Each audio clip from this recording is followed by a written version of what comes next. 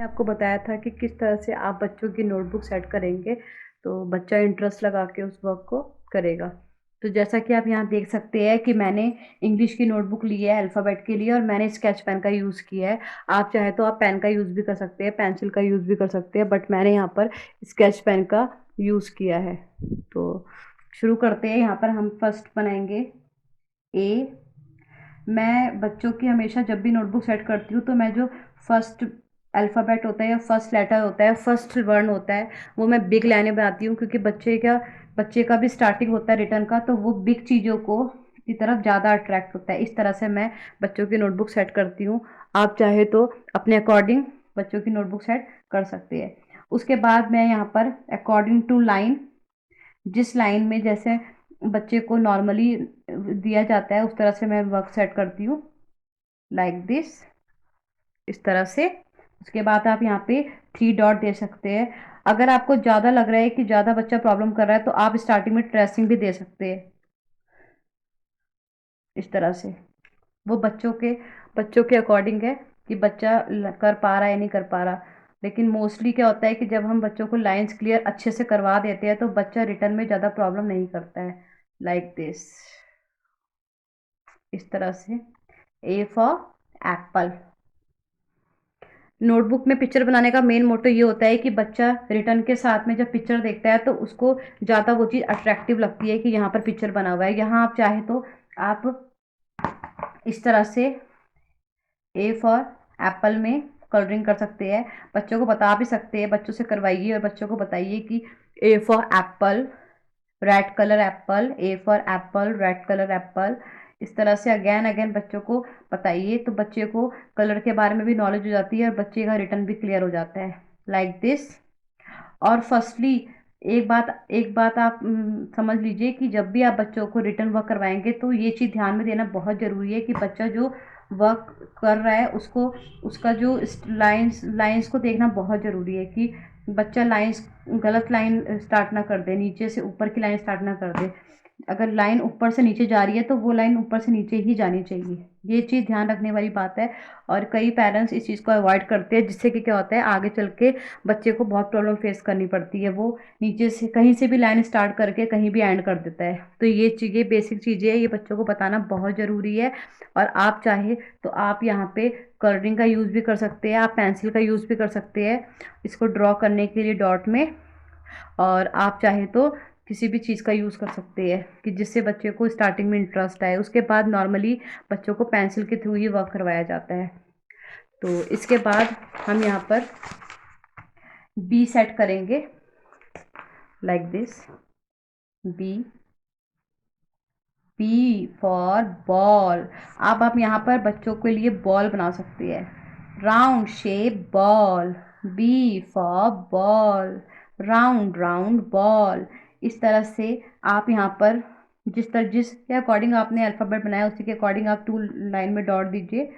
और यहाँ पर आप नॉर्मली जिस तरह से नोटबुक में वर्क सेट किया जाता है उस तरह से आप बच्चों की नोटबुक में वर्क सेट करके उनको डॉट में इजीली करवा सकते हैं, लाइक दिस।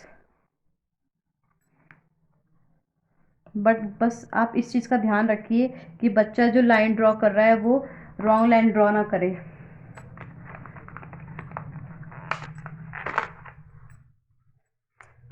लाइन की स्टार्टिंग हमेशा, क्योंकि ये बहुत बेसिक चीज़ें होती है, अगर स्टार्टिंग में बच्चों को इस चीज़ के बारे में ना बोला जाए तो बच्चा कहीं से भी लाइन स्टार्ट करेगा और आगे चल के बच्चों को भी प्रॉब्लम फेस करनी पड़ती है। उसे किसी तरह कोई भी चीज़ उससे पता नहीं चलती कि हमें कहाँ से कौन सी चीज़ स्टार्ट करनी है। तो ये बेसिक चीज़ें बच्चों को बतानी बहुत ज़रूरी होती है।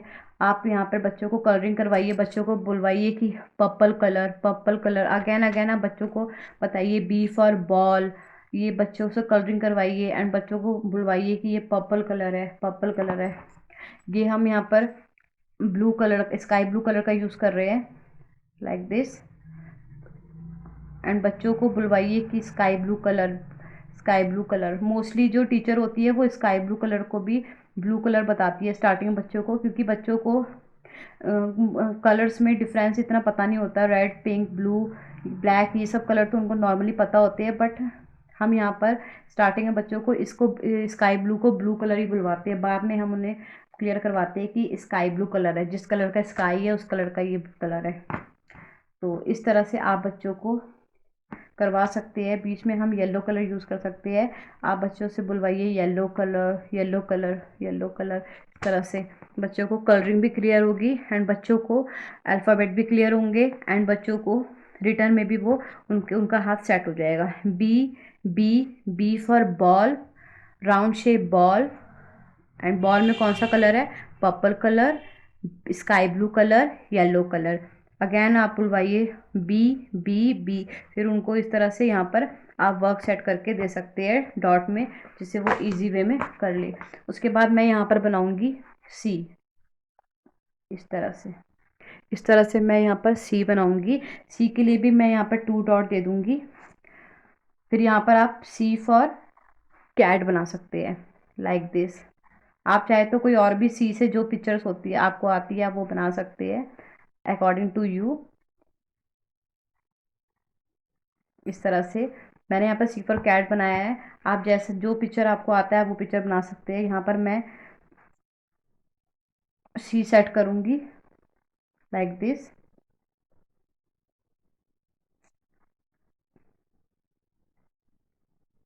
इस तरह से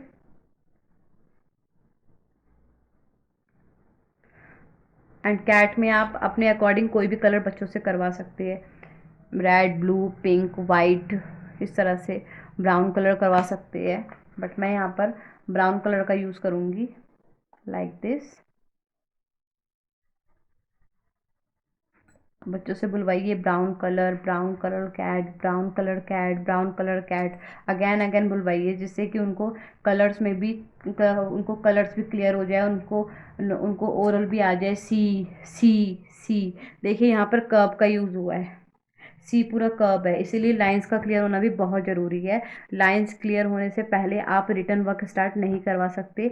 इससे आप बच्चों को भी प्रॉब्लम होगी और आपको भी प्रॉब्लम फेस करनी पड़ेगी। उसके बाद आप यहाँ पर सी, सी, सी अगैन अगैन जितनी बार बच्चों को आप करवा सकते हैं। अगर बच्चा फर्स्ट टाइम में अल्फ़ाबेट कोई भी लेटर उसको प्रॉब्लम हो रही है, क्योंकि ज़रूरी नहीं कि सारे सारे लेटर वो ईजिली कर ले, तो इसीलिए जिस लेटर में उसको प्रॉब्लम हो रही है उसको आप बार बार दीजिए, कि जिससे कि उसका उसको क्लियर हो जाए। यहाँ पर हम लिखेंगे डी,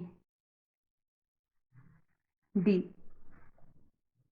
इस तरह से डी बनाएंगे। फिर यहाँ पे हम डी, डी, डी।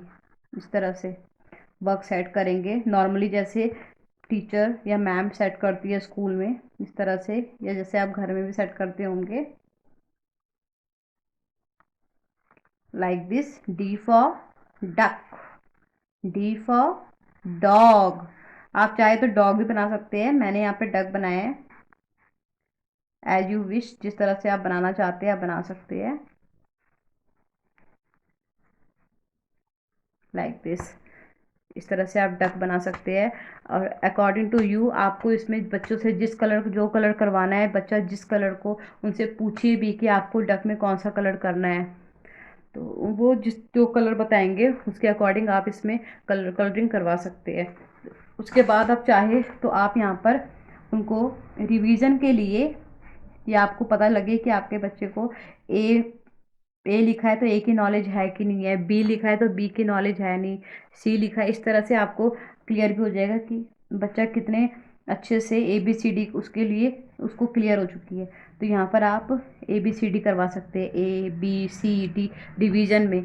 जब आप एक 1 1 लेटर करवाएंगे उसके बाद आप यहाँ पर ए टू डी दे देंगे करने के लिए, कि बच्चे को ए पता है कि नहीं पता। अगर उनको नहीं भी आ रहा है तो आप बोलिए ए लिखो, ए के बाद क्या आता है बी, वो बोलेगा बी लिखो, सी लिखो, डी लिखो।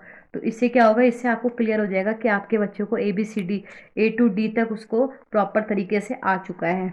उसके बाद आप चाहे तो आप यहाँ पर मैचिंग दे सकते हैं, मैचिंग दे सकते हैं। जैसे ए टू डी तक करवाया है तो ए टू डी तक मैचिंग दीजिए। यहाँ पर आप सी लिख दीजिए,